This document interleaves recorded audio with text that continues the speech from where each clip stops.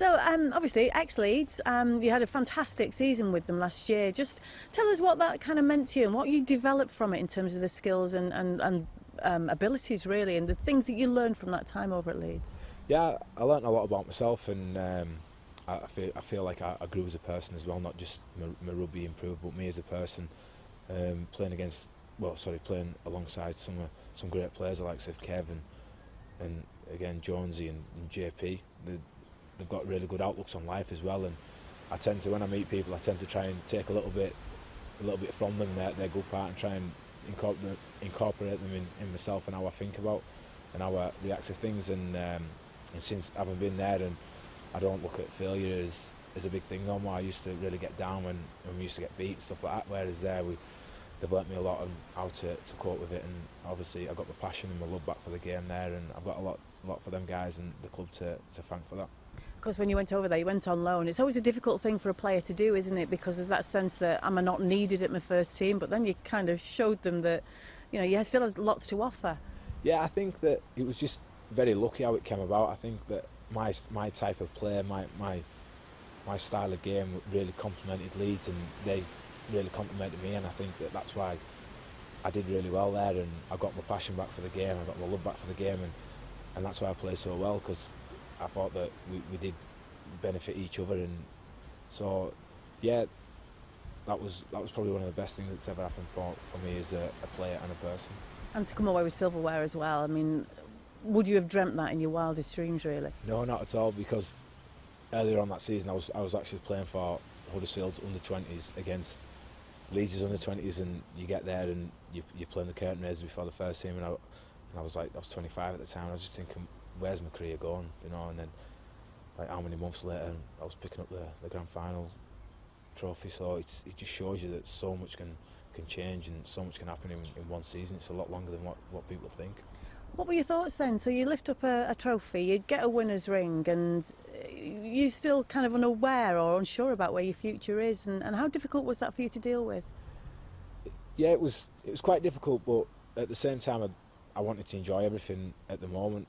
I thought, well, if I never get here again, and I'm going to enjoy it for what it is. And like I say, I was lucky enough to win the grand final with Leeds and had a fantastic time there. So I looked at it as a positive way, that if I don't end up being there, well, it's not a bad thing. I've learnt a lot about myself, I've improved my game. So in a way, I was really happy with myself. But again, like you say, it was really hard because I didn't know what I was doing, and I really wanted to stay at Leeds at the time, and I didn't see it happening.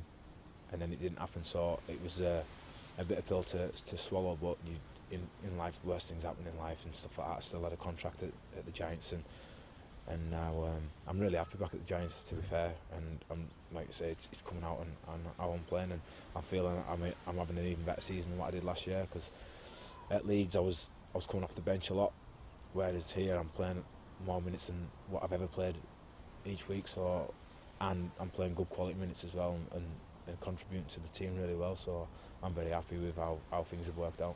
Is it that change of, obviously the head coach changed as well, and the ethos that Baloo brings in is slightly different?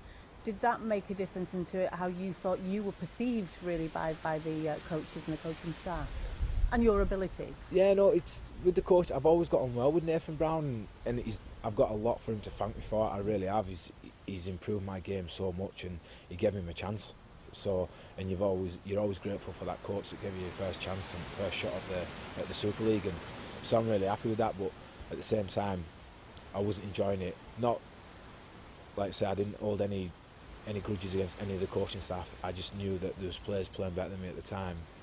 But then I started doubting myself, and then your confidence goes, and it's a lonely place when your confidence goes in rugby league. Nobody sees that side of rugby league players. How did you deal with that?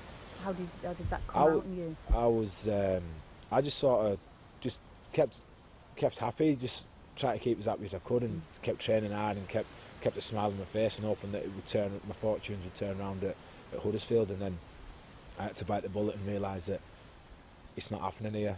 I need to go somewhere else. And then I asked Nathan to go out on loan, and surprise, surprise, Leeds came in for me, which I was over the moon with, and I was still sceptical going there, because like, even though you go on loan, you're not guaranteed to play. And like, was I jumping out jumping out the fire into the jumping out the frying pan into the fire. So it was a big decision for me to make. But at the end of the day, I just backed myself and went for it. And luckily for me, I've got a really good steady home life with my missus and my little fella. So coming home, I could get away from rugby, escape, and be happy. So you had the anchor at home. That I had the anchor at home. Made you feel confident in yourself. Yeah. Like sometimes you can be really happy at rugby, but then you come home and your family life's not sorted. Whereas it was the opposite way around for me. And now that everything's coincided together, now I'm really happy at home, which I've always been, but just as happy on the pitch. It's all perfect. Well, yes, it's as perfect as it can be.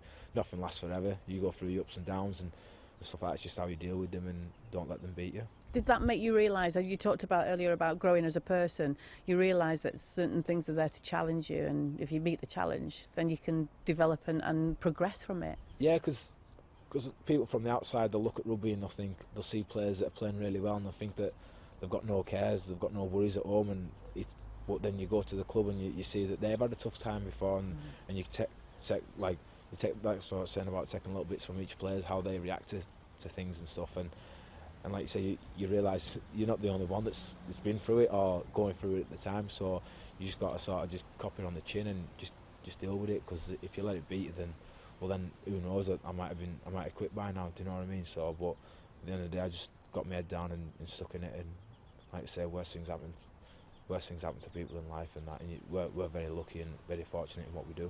Things are going well, aren't they, at Bradford? Things are going well at Huddersfield as well at the moment, second in the table, and keeping that consistency, which is what Huddersfield have failed in the last few years, but you're consistent now. Yeah, that's the main thing, isn't it, with any team, if you're consistent, because you see the likes of the teams at the bottom of the ladder beating the teams at the top one week, and then they're playing teams and they're getting put 40 and 50 by them. So it is the consistency, that's the main thing. If you're playing consistently well but still getting beat, well, that's not necessarily the end of the world, because you're still playing well, and maybe a bounce of a ball didn't go your way, or you got a penalty against you that cost you the game. So you know that if you're playing constantly, if you're playing consistently well, you know that you're putting yourself in for a shout of winning the game, and that's what we're doing at the moment. We had a slip up at Hull KR, but that was down to our own lapses. We, like I say, we done enough to win the game in the first half, but then we just went out in the second half and took our foot off the gas. That you can't do it against Hull KR, because they're such a good attacking side. They've got some quality players in there, and we slipped up. So, but again, sometimes it's good to have a little slip up, because it gives you the kick up the backside that you need every now and again. Yeah, which we've sort of done all right this year. We've maybe played a little, maybe off par, but then we've had a big game the week after, and then we've really put it right in the week in training. So hopefully we've had our kick up the behind it against Hull KR, and then hopefully make it right against Leeds. And against Catalan, that's another big one to win, isn't it? Another scalp to get, that you really need to be beating those teams that are going to be challenging you. Yes, we've got a really tough 4 games coming up. We've got Leeds, Catalan, I think it's Warrington or Hull FC. I don't know which, either way around, I think. Is it Challenge Cup one coming up as well? Or is I think so, I'm not sure. But I'm sure in our next 6 games, I think we've got the Challenge Cup as well, like in there. So we have got a really tough games coming up. Yeah, for you, isn't it? Yeah, so we know that we can get through here, and it's good because you've got to play tough teams week in, week out. It'll only do us good for the end of the playoffs, because obviously when you get to the playoffs, you don't play the teams at the bottom of the table no more. They're out. You play the top teams, so you need to be playing the top teams regular.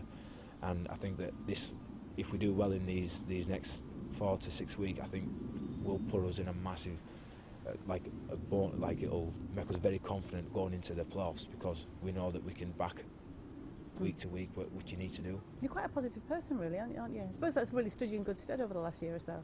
Yeah, well, you've got to be, aren't you? Like I said, you read the paper every day and you see people that are very unfortunate and are struggling and stuff like that, and sometimes, you get wrapped up in yourself and you start feeling sorry for yourself, but then you just think, why I've got now to feel sorry for myself? I've got a great job, I've got a great partner, I've got a beautiful son. What else can I want? And I've got my chickens now, so there's not much more you can have. Obviously, everyone wants to win the lottery and everything and that, but you just got to be happy with what you got, aren't you, at the end of the day?